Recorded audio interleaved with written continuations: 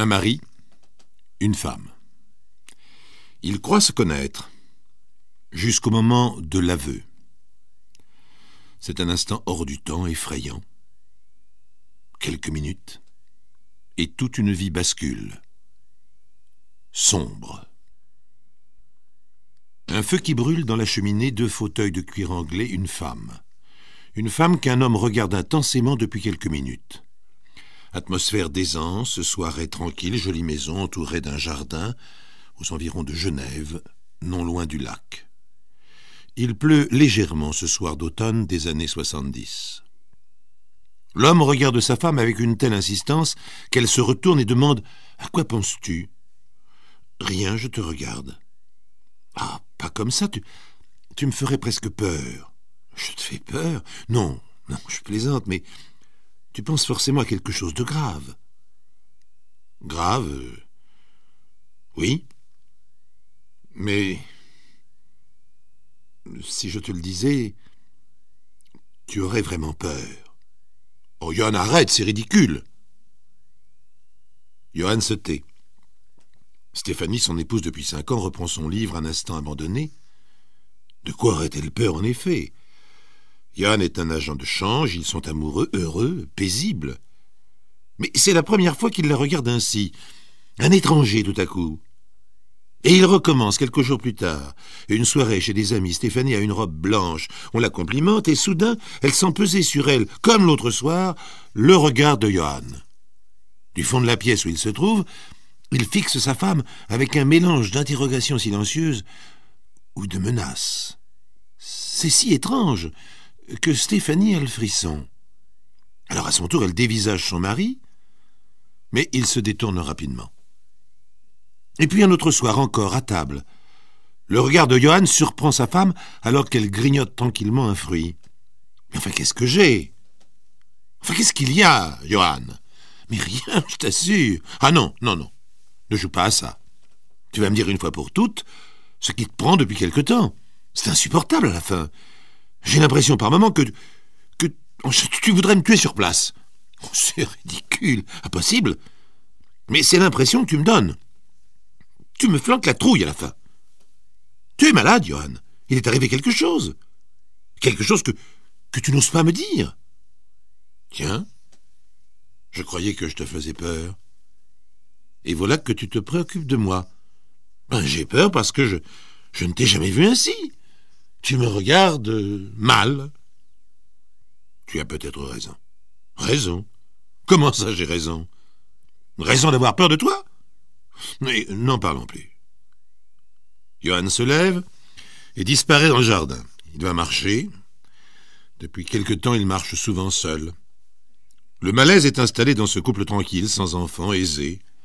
Un malaise inexplicable qui fait dire à Stéphanie devant sa mère « J'ai la sensation de découvrir un autre homme brutalement. Ah, il faut qu'il parle. Il a sûrement quelque chose. » Évidemment, Stéphanie pense à des choses logiques. Ennui d'argent, de métier, ou ennui de santé. Johan a dépassé la quarantaine. Ne se plaint jamais de rien, mais il est vrai qu'il a abandonné le sport ces derniers temps. Vrai aussi qu'il a maigri, que son visage est devenu celui d'un homme anxieux, stressé. Non, quelque chose le ronge.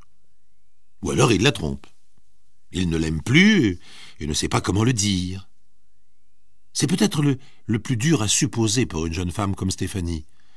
Leur histoire est une histoire d'amour. Il n'a pas pu changer d'amour en 5 ans, sans que rien ne l'ait laissé supposer. Un soir, armé de tout son courage, Stéphanie prend la décision d'attaquer le sujet ouvertement. Il parlera, il le faut. Leur vie est empoisonnée depuis presque 3 mois. Elle a préparé son discours d'avance et ouvre la bouche pour dire la première phrase, et c'est lui qui parle.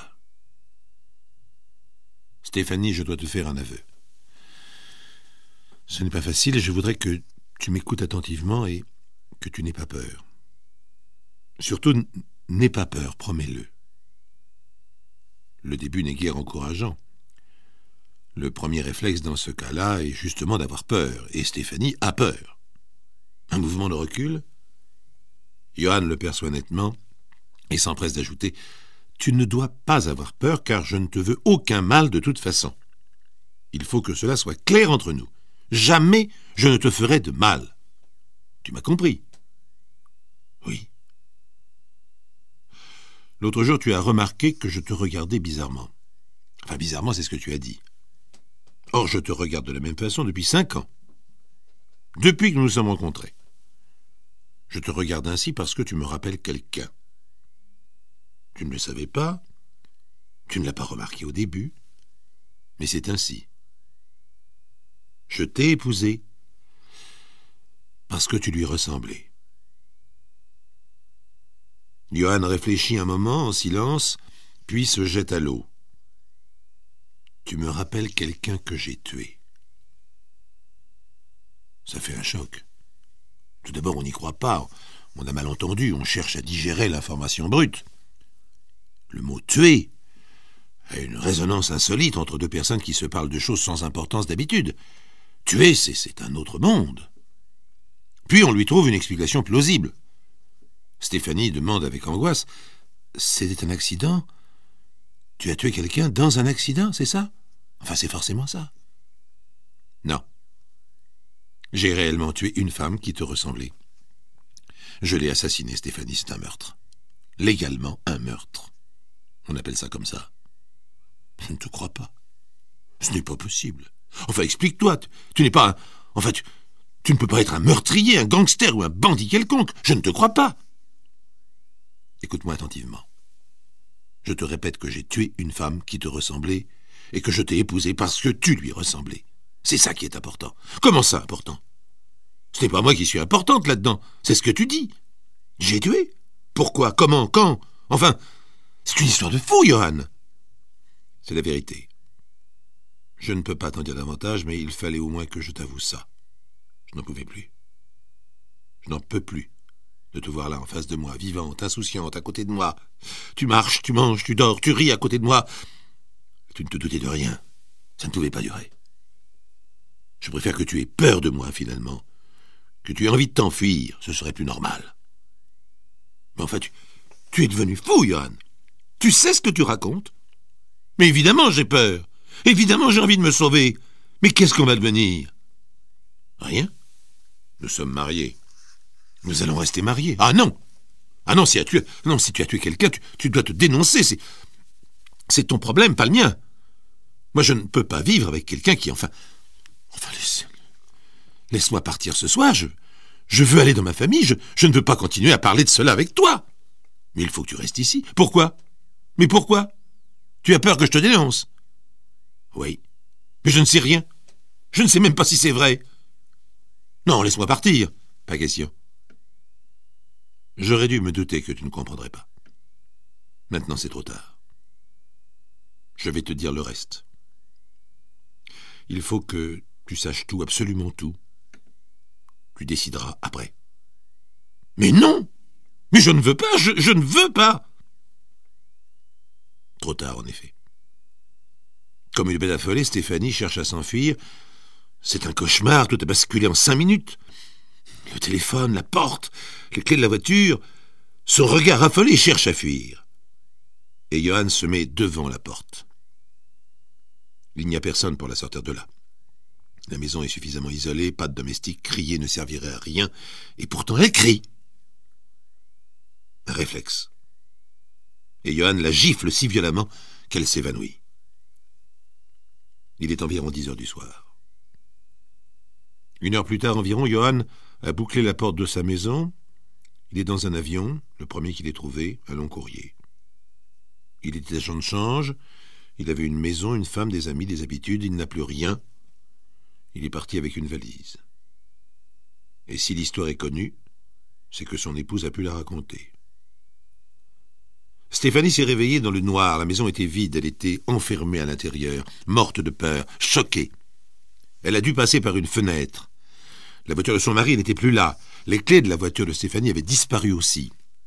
Elle a dû repasser par la fenêtre, chercher des doubles pour pouvoir filer en ville. Il lui a fallu du temps pour s'expliquer en pleine nuit au premier commissariat. Puis elle est allée dormir à l'hôtel et le lendemain matin, la police l'a regardée encore de travers. Une scène de ménage, une manière pour un mari qui en a marre de disparaître. Vérifier son récit, l'identité du mari a pris du temps aussi. contrôler les départs à l'aéroport aussi. Johann avait pris dans la nuit un avion à destination de Londres et Washington. Né en Autriche, Johann était comptable au début de sa carrière dans un établissement financier important. Il a vécu quelque temps aux États-Unis pour une formation en université. Et c'est là que son histoire a eu lieu. Une drôle d'histoire qui a pris du temps à Stéphanie, à sa famille, à un enquêteur privé pour la reconstituer.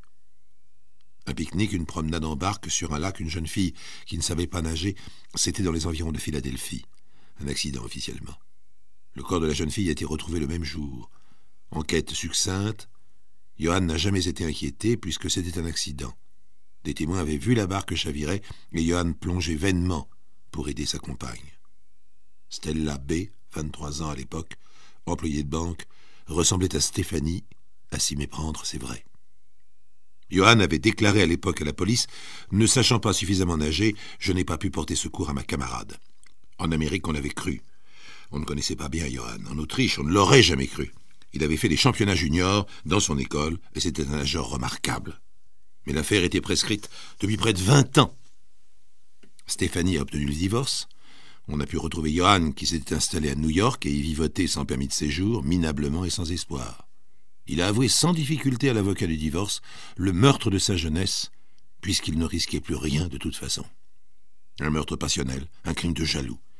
Il était fou amoureux de cette jeune fille, et elle s'était moquée de lui. Alors un petit tour en barque, on danse, on rit, on bascule, et on noie sous l'eau avec une facilité déconcertante. La victime était si mince, il la noyait plus facilement que l'on noie un chat. Johann et Stéphanie ont donc divorcé. Johann n'a jamais voulu revoir sa femme ni lui parler. C'étaient les conditions. Dans la lettre qu'il a adressée au juge genevois, Johann disait de sa femme « J'aurais dû savoir qu'elle n'était pas capable de partager mon remords. Elle n'a rien compris, je ne lui en veux pas. Dites-lui cependant que si j'ai tué cette jeune fille, si je l'avoue avec soulagement maintenant, c'est que j'ai compris ce qui s'est passé. À l'époque, au début, nous nous disputions. Je voulais qu'elle me demande pardon de m'avoir trompé. Tout a commencé par une sorte de chahut dans la barque, et puis elle est tombée. Et c'est à ce moment-là que la fureur m'a aveuglé, une sorte de besoin de vengeance instantanée. L'occasion m'était offerte, je l'ai saisie. Voir son visage mourir sous l'eau, alors que je l'empêchais de remonter à la surface, en la tenant par ses vêtements, ce fut horrible, mais fascinant. J'ignore si je voulais la mort de Stella, mais les choses se sont passées ainsi. Je n'y peux rien désormais. Et pourtant je l'aimais. Stéphanie lui ressemblait tellement qu'elle m'a fasciné dès notre première rencontre. Ce mariage a été à la fois mon bonheur et ma perte, mon poison pendant 5 ans.